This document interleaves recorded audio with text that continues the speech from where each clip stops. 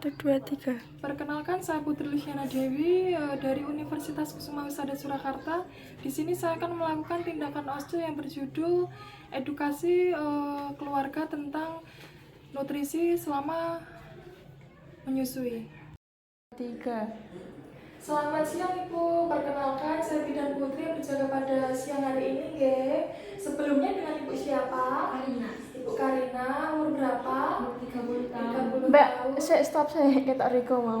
3. Dengan keluhan apa Ibu? Bayinya isinya nggak jelas, nanti keluar kalau nenek ya rewel gitu. Oh, rewel. Jelas. Jadi kurang marung kalau nenek. Ini udah anak keberapa? Anak ketiga. Anak ketiga. Oke.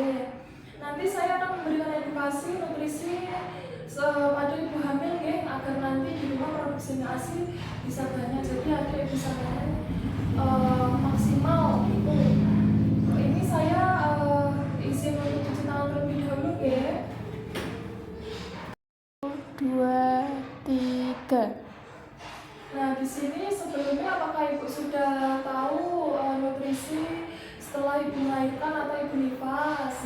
Belum. Nah, di sini nutrisi bagi Ibu nifas yang pertama memenuhi kebutuhan nutrisi pada ibu dan bayi. Yang kedua, menunjang tumbuh kembang bayi secara stabil. Lalu yang ketiga, mencegah anemia, malnutrisi pada ibu postpartum atau ibu nifas. Nah, di sini kebutuhan energi ibu postpartum ini untuk 6 bulan pertama biasanya mengandung karbohidrat, protein hewani, protein nabati, sayur dan buah-buahan. Apakah di rumah ada pantangan makanan dari orang tua? Ada. Nah, nanti di rumah orang tuanya dikasih tahu kalau ibu menyusui itu nggak ada pantangan makanan sama sekali. Kalau orang zaman dulu kan nggak boleh makan amis, nanti jahitannya nggak kering kan gitu. Justru karena kita sering makan yang berprotein tinggi itu akan cepat membantu keringnya jahitan pada perineum gitu.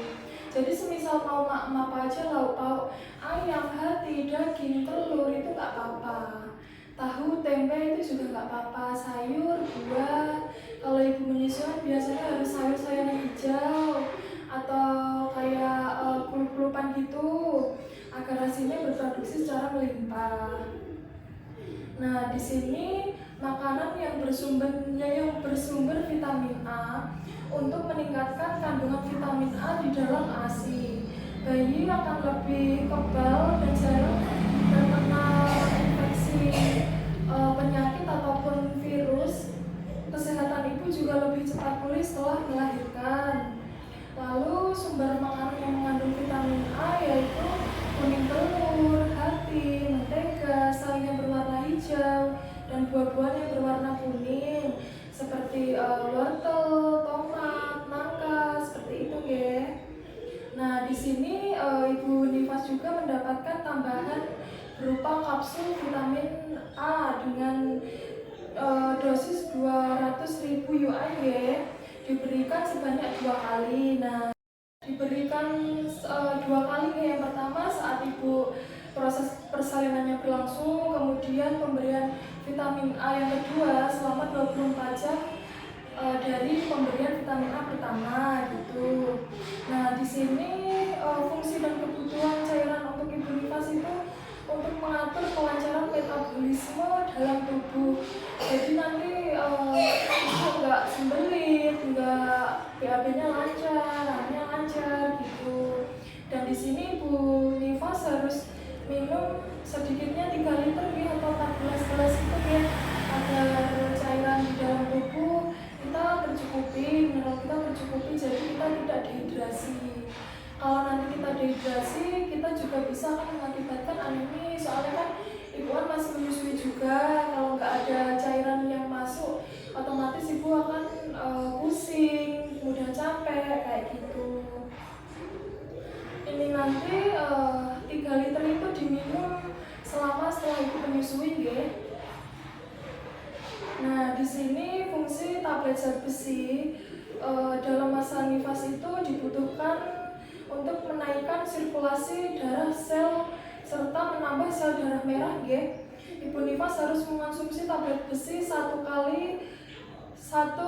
kali dalam sehari selama 40 hari sampai masa nifasnya itu sudah selesai. Jadi harus minum tablet zat besi. Di sini contoh menu makanan sehari-hari yaitu buah, sayur. Yang penting ada sayur berwarna hijau, terus tahu, tempe, telur. Mau daging ayam atau daging sapi itu nggak apa-apa, hati juga nggak apa-apa.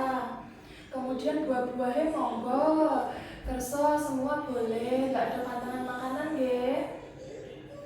Nah di sini nanti semisal jenengan kok semisal nggak mau maem apa ibu nggak boleh melarang ini, itu nanti produksi asinya jenengan itu akan berpengaruh gitu.